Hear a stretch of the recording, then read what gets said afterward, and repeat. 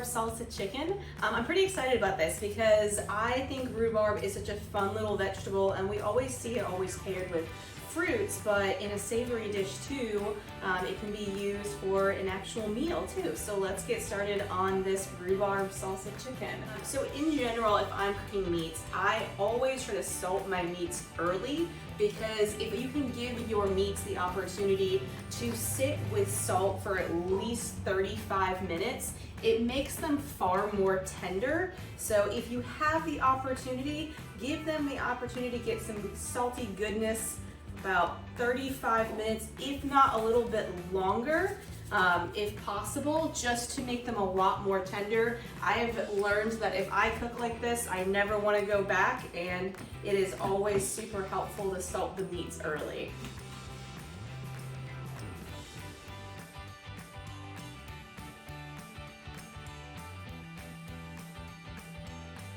A little salt, extra salt, probably a very, very good thing. I'm always gonna wash my hands after touching raw chicken.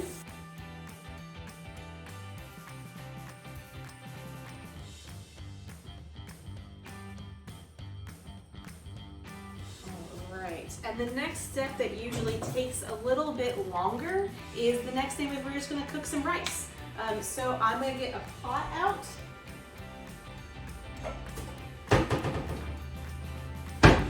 And my rice.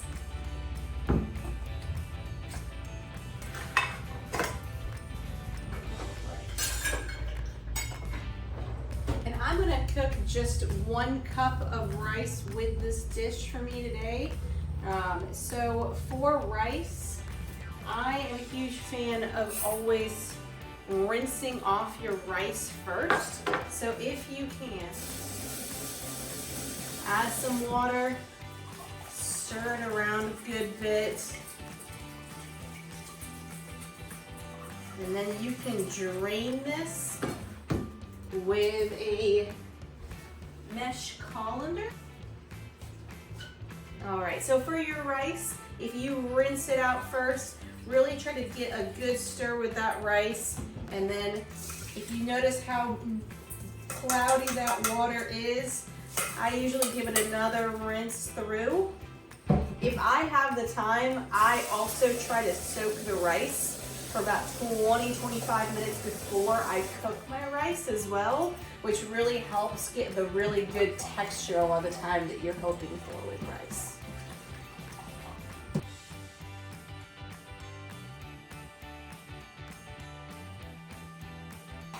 And then I'm gonna cook 2 cups of water with that 1 cup of rice.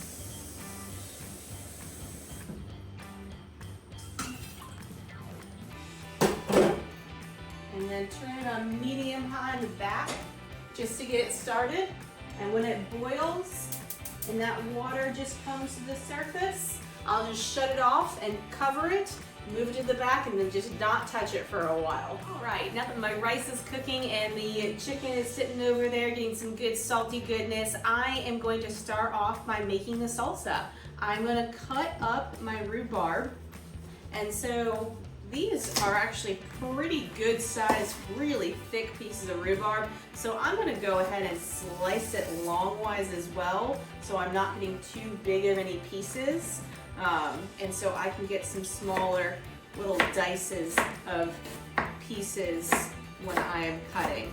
And just a reminder, when it comes to dicing in general, when you are cutting, really focus on your stabilizing hand, curling those fingers underneath, and always keeping your eyes on whatever you are chopping so that you do not accidentally cut a finger. So for this rhubarb, I'm actually cutting it pretty thin so that if I do get a good bite of one, it won't be too big of a chunk. So I'm gonna try to cut everything a little bit more evenly, whether it be the rhubarb, the tomatoes, or some of these peppers I have, my onion. I'm gonna cut the onion a little more finely and roughly chop that cilantro. So let's get chopping. All right, the next thing I'm gonna cut about is my Roma tomatoes. And I'm just gonna give these a pretty good chop. And if you notice, always turning the vegetables to where it's flat side if you can down to avoid some vegetables slipping all over the place and accidentally getting a finger and not the actual tomato. So I'm going to dice these guys up into about a 1/2 inch or really a 1/4 inch cube before I add them into the rhubarb.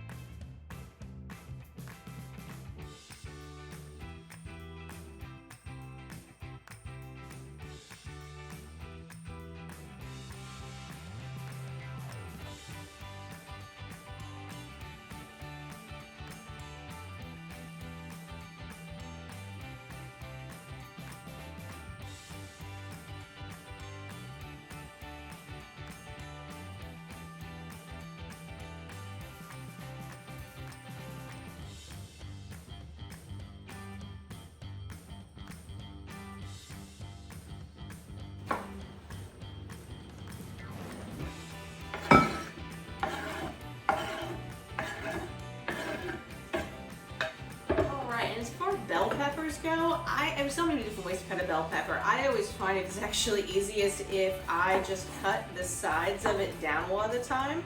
And then this part gets discarded pretty easily, and then this gets to be my little cooking snack.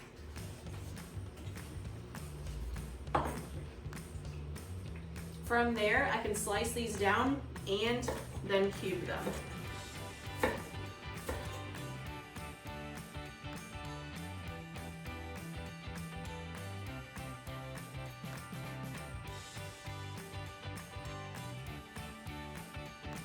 All right, I wanted to pull you a little closer to show you exactly what I mean about just the rice off the top of with the water. If you can notice that there's just steam coming off and there's a little bit of bubbles right on that rice, that is when I usually just turn it off. And then from there, just set it off to the side and do the rest of the cooking by itself. All right, we're just gonna put the garlic in. And for garlic, you can do this a couple ways. You can mince your garlic, you can use a garlic press. You can also do a microplane and grate that garlic right in. If you really like the flavor of garlic, this is gonna get that most garlicky flavor into whatever you are making. So it kind of gives it the most cuts through that garlic, which tends to help give it all of the more flavor that you're hoping for. Fresh lime juice in here, so I'm just going to use my citrus squeezer and get as much limey goodness out of these 2 limes as possible. And we're going to roughly chop that cilantro before it goes right in the mix.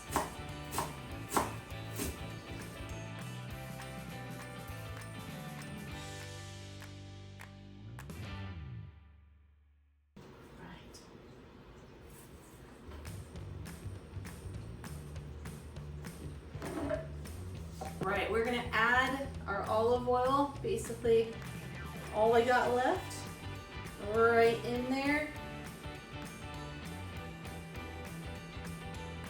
And then it's gonna be 2 teaspoons of the light brown sugar and 2 teaspoons of salt.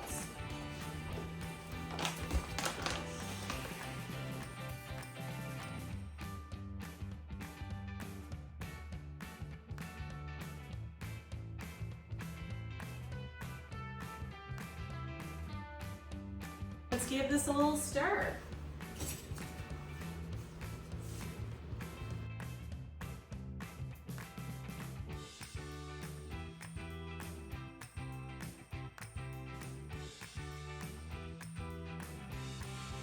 Now it's time for chicken. I am going to heat up my butter in my cast iron skillet I have off to the side here.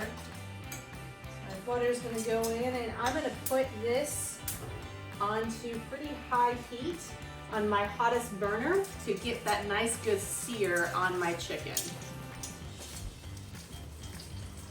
All right, and you're just waiting for that buttery smell to get really fragrant in the air, because the most important part when you're searing a good chicken thigh or piece of meat is how it sounds when it goes in the pan. Tells you how good that crust is gonna be on the outside. So what you're waiting for to hear is a good sear sizzle when you enter that pan, that chicken, into the pan.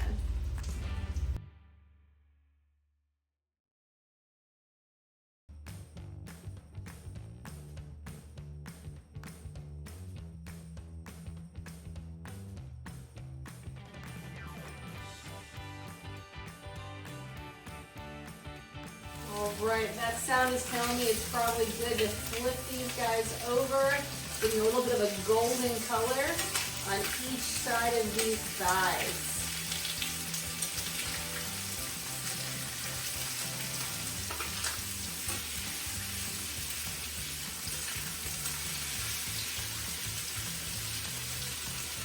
And now that I flipped it over, I'm going to cover a little bit to keep that heat in, and lower it down to medium, just so it cooks all the way through. The inside of your chicken should be 165 degrees for a chicken thigh.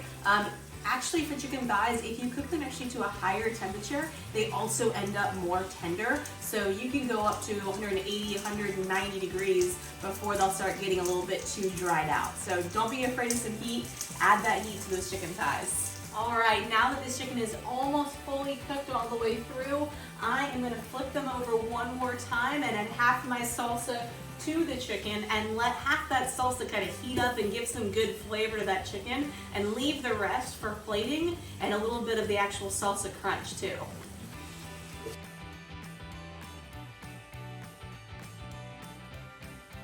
All right, and that's gonna simmer for about 2 minutes. All right, the last thing we're gonna do is plate some of this up.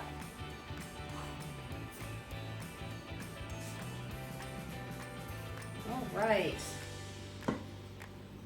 Ooh, that smells good. So, I am going to get a little bit of rice on my plate.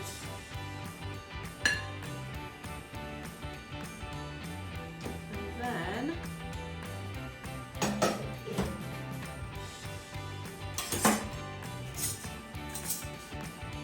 one of these fries.